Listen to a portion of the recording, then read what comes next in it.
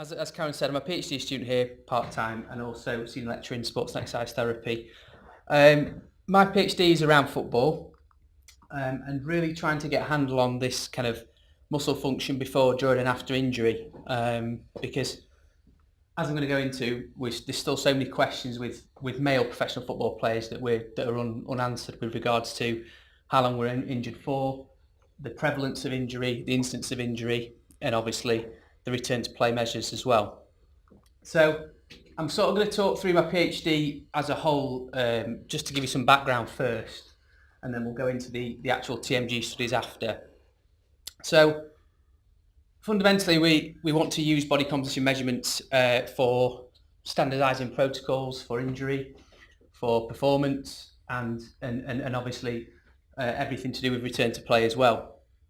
And we really want to start to get a handle on what's going on in individual muscles as well as collectively in regions. So that's where sort of my PhD started, really, is trying to think about, well, what are the main injuries that we see in football, which we've got lots and lots of European data, dated now but still relevant UK data, saying that injury instances around 8.5. We're actually finding a little bit higher at 9 now per 1,000 hours. And we're also finding that the most prevalent structures are muscle to be injured, and specifically the thigh, whether that's the anterior, posterior.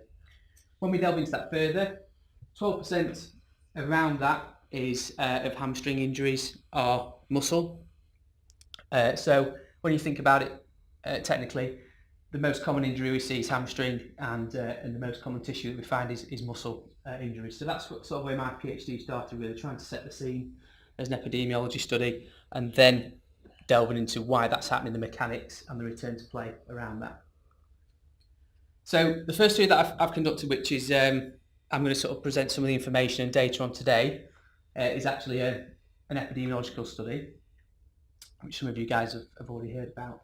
But I basically recruited 10 English football clubs, all competing in the either English Premier League, Football League, or the National Conference, which is still full-time. And we tried to look at we want to record their load, their injury incidence, and their prevalence across the full season. So that was the 15-16 season, so not the one that's just finished, the one before. So from the results, the 10 clubs that we got, 243 players were included in this study from the 10 clubs, so an average of 24 per squad. And we got 473 injuries, so probability being about 51% of getting an injury in the first place. And we found that match play was more of a catalyst for injury rather than training, which I think is we're quite happy with that, due to maybe the performance and obviously the level that you're putting your body through in that case.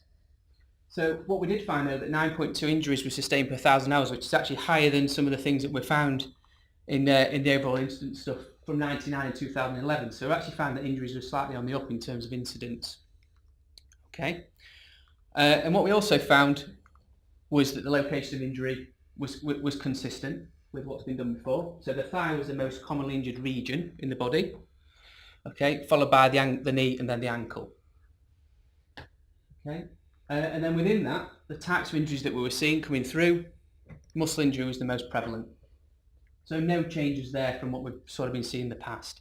So even though the incidence is higher, there's not really been any concrete change in the actual types of injuries we're seeing. When we start looking at regions specifically, thigh muscle injuries were the most common. And then when we actually start to look at the diagnosis of injuries given by the club physiotherapist or sports therapist that provide the data, the hamstring was most frequently injured muscle. Okay, so we actually found that was up to 16% rather than the 12% that we saw in 2011 and 2001 99, which was the UK audit. We also found that groin strains were higher, quadriceps strains had slightly reduced on previous data.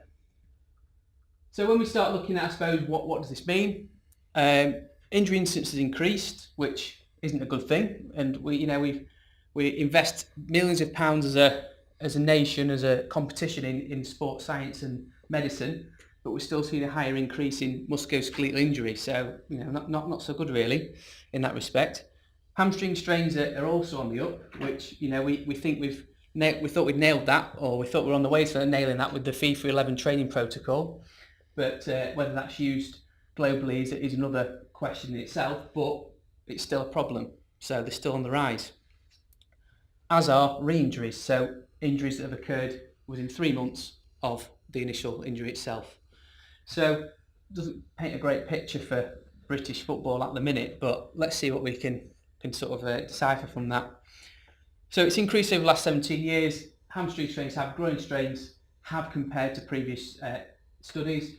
And when we sort of looked at some of the discussion points around groin strains, I think it's important to think about, when I started interrogating the data further, groin strains in training were higher than groin strains in matches, which I thought was quite interesting.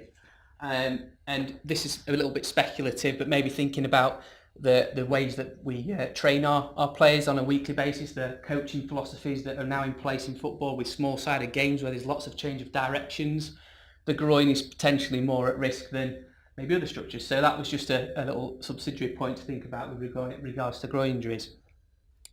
And also the fact, like I said, that the injuries are a big issue that we need to start to think about as they are on the rise.